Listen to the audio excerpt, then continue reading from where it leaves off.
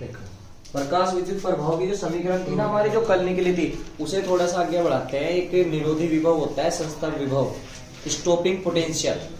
वो क्या होता है, हमने जो कल निकाल ली थी, हमने निकाल ली थी कि जो ईपी था, ईपी इक्वल टू था डब्ल्यू प्लस ईके।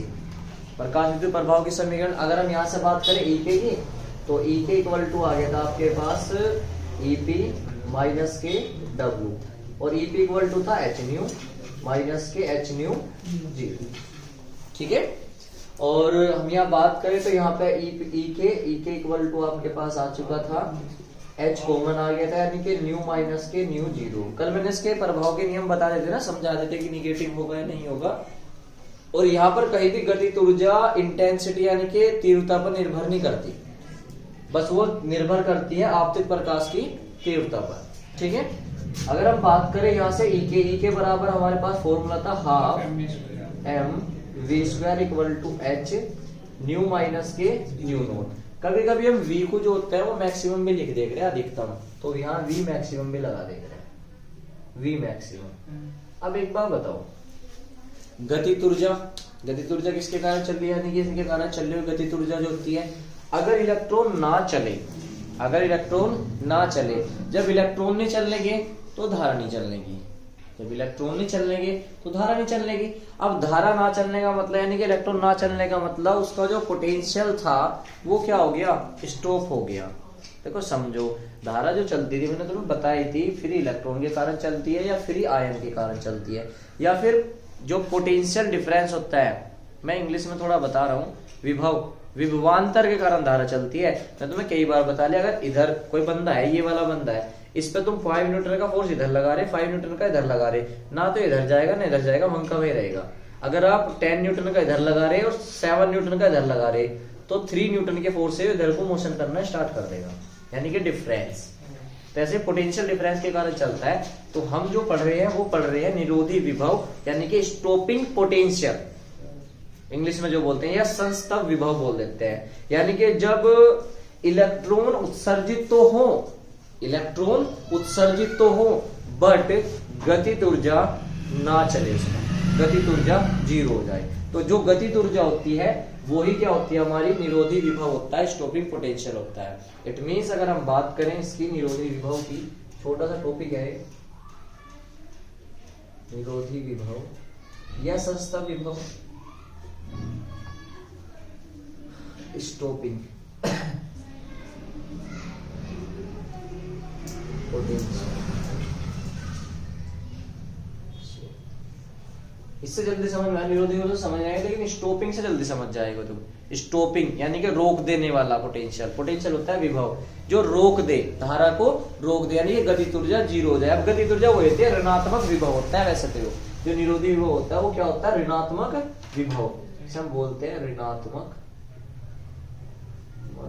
विभव। जो ऋणात्मक विभव होता है ना, यानी कि जितना पॉजिटिव विभव लगा रहे, पोटेंशियल लगा रहे आप, इतना ही अगर निगेटिव लगा दोगे तो विभव नहीं चलेगा, विभव नहीं चलने का तो धारा नहीं चलने। ठीक है, तो ऋणात्मक विभव को निरोधी विभव कहते हैं, और इसे ईके से प्रदर्शित करते हैं, ईके, और ईके इक्वल होता है ईवी, वही ई, ये इसका फॉर्मूला होता है, सिंपल है।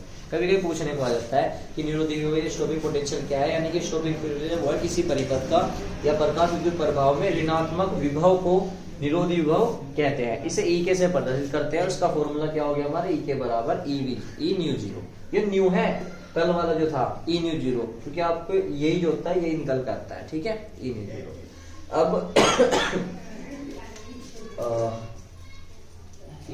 सही है, EV0 पोटेंशियल है, सॉरी मैं आवृत्ति नहीं है, ये पोटेंशियल है, पोटेंशियल यानी कि विभव, EV0, E के बराबर EV0, मात्रक वही होगा, इलेक्ट्रॉन वोल्ट ले लो।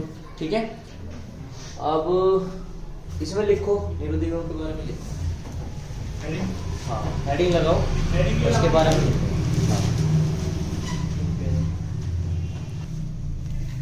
देखो मतलब जो ये है तुम्हारा फोटोन का संवेग तथा दीप्रोगली तरंगदैर्घ्य, जो उसका एक और डेरिवेशन है, लास्ट डेरिवेशन है, तो फोटोन का संवेग निकाल लेंगे और दीप्रोगली तरंगदैर्घ्य निकाल लेंगे। तो जाहिर सी बात है यार, अगर हम बात करें, मैंने पहले भी रेड मार्क में लिखा कि फोटोन का विराम द्रव्यमान शून्य होता है, बहुत खास बात है, एक नंबर में पूछने को आ जाता है कि फोटोन का विराम द्रव्यमान क्या होता है, शून्य। 1 नंबर में आ जाता है, इसलिए रेड मार्कर से लिखकर ध्यान रखना। यदि इसका गतिक द्रव्यमान m भाई अगर वो चल रहा है तो कुछ ना कुछ द्रव्यमान होता है, लेकिन वो रुका हुआ है, रेस्ट मास है, तो क्या होता है 0। अगर वो चल रहा है तो हमने मान लिया उसका द्रव्यमान कितना है m, फोटोन अगर चल रहा है उसका द्रव्यमान कितना है m। तो हमें ऊर्जा की इक्वेशन पता है, ऊर्जा आपको पता है, ऊर्जा इक्वल टू क्या पढ़ा हमने, equal to h nu photon के लिए, equation number first. But Einstein की द्रव्यमान तुल्यता समीकरण एक और दे रखी है आइंस्टीन ने, आइंस्टीन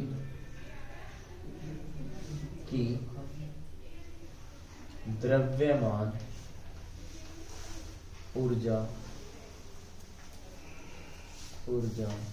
समीकरण, वो क्या थी हमारे पास, equal to m into c square, equation number second. बताओ दो समीकरण दे रखी नहीं दे रखी भाई, एक दे रखी इक्वल टू एच न्यू और दूसरी दे रखी equal to m into c square. ये भी ऊर्जा के बराबर है, ये भी ऊर्जा के बराबर है, रख दीजिए बस दोनों को। समीकरण 1 व 2 से, समीकरण 1 व 2 से बहुत ज्यादा आ रहा है पूछने के लिए, तो रख दो h nu equal to m into c square, या भी ऐसे लिख सकते थे m into c square equal to h nu, बात तो एक ही है, ठीक है। यहाँ पर थोड़ा सा कंजर्वेशन करेंगे कि हम जो वेग संवेग पढ़ रखा है आपने, संवेग, देखिए संवेग पी से प्रेजेंट करते थे, वो होता था द्रव्यमान गुना वेग। इट मीन्स अगर मैं हिंदी में लिखूं तो द्रव्यमान गुना वेग, ये था द्रव्यमान गुना वेग। तो अगर हम यहाँ बात करें, देखो P इक्वल टू द्रव्यमान है, और प्रकाश की चाल भी तो वेग ही होती है, तो v की जगह हम c लिख सकते हैं, नहीं लिख सकते बताओ।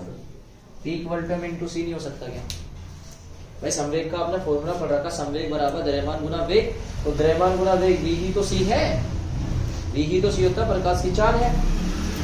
तो हम इसे थोड़ा सा डेराइव कर रहे हैं, देखो ध्यान देना, m इंटू सी इंटू में सी इक्वल टू एच न्यू, अलग अलग लिख सकता हूं मैं, सी को अपोन में ले जाइए तो आपके पास बनेगा m into c equal to h nu upon में सी, एक सी अपोन में लेगा। अब m इंटू सी क्या होता है हमारे पास, p, तो आपके पास बना ये p equal to h nu upon में सी।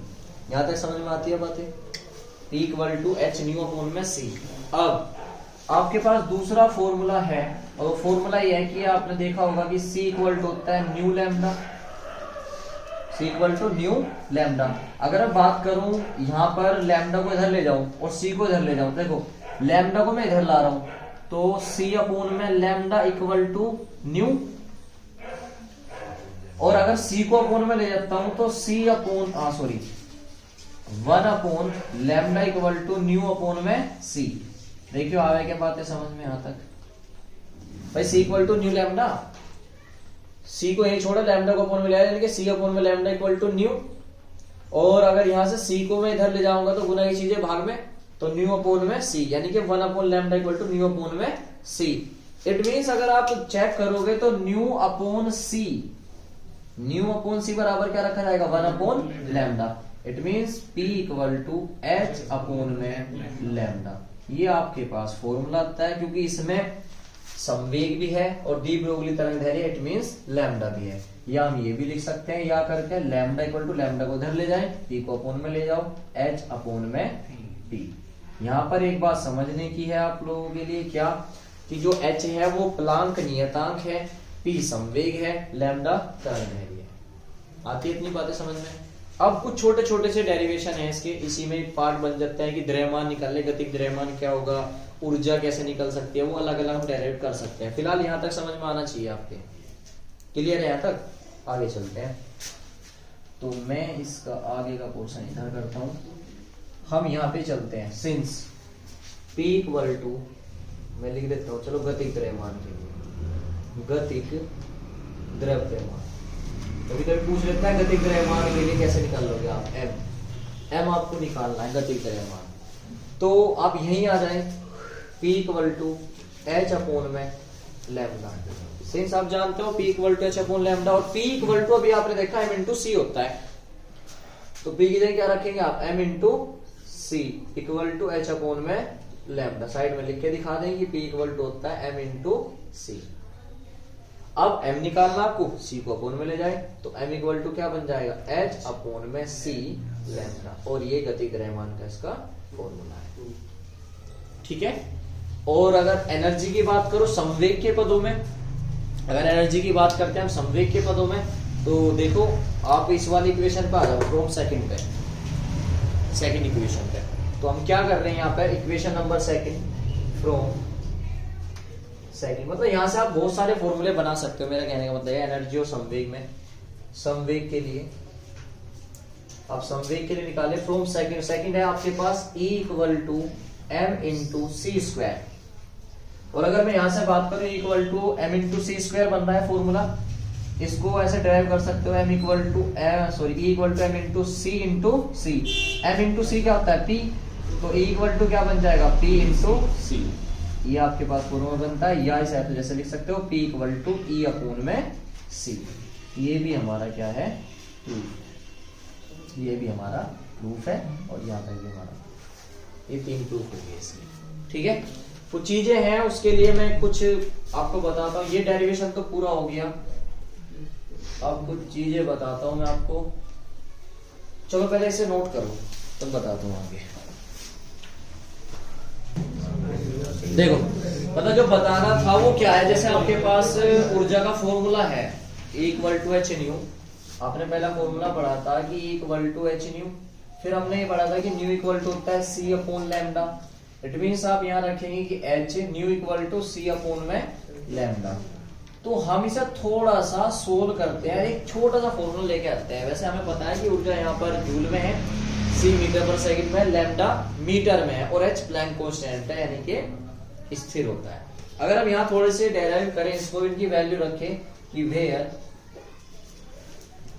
H इक्वल टू 6.67 इंटू 10 की पावर माइनस के 34 जूल सेकंड, और C इक्वल टू रखे हम 3 इंटू 10 की पावर 8 मीटर पर सेकंड। जाहिर सी बात है ये तो हमेशा रखनी पड़ेगी हमें दो चीजें। तो कोई भी सोल्व क्वेश्चन करेंगे तो E इक्वल टू H की वैल्यू रखेंगे हम 6.67 इंटू 10 की पावर माइनस के 34 इंटू 3 इंटू 10 की पावर 8। और लैम्डा की बात करो तो लैम्डा भी देखो हर किसी के लिए लैम्डा चेंज हो सकता है, बस दो चीजें चेंज नहीं होनी थी, इनके हमने वैल्यू रख दी। इन्हें हम सोल्व करेंगे तो आपके पास आता है E इक्वल टू 12,375 अपोन में लैम्डा। अब ये सॉल्यूशन होने के बाद है, सॉल्यूशन होने के बाद है, सॉल्यूशन होने के बाद है कैसा, वेयर, यहां कंडीशन समझना आप। वेयर क्या, कि जो लैम्डा E है वो तो इलेक्ट्रॉन वोल्ट में है। इट मींस इलेक्ट्रॉन वोल्ट में, मतलब जो E होगा वो इलेक्ट्रॉन वोल्ट में होगा, यूनिटेस की होगा। और अगर लैम्डा की बात करूं तो लैम्डा है यहाँ पर एंगस्ट्रॉम,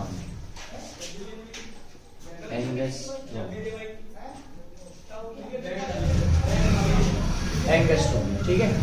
तो जो E है वो इलेक्ट्रॉन वोल्ट में और लैम्डा क्या है हमारा एंगस्ट्रॉम। बस इतनी बात है।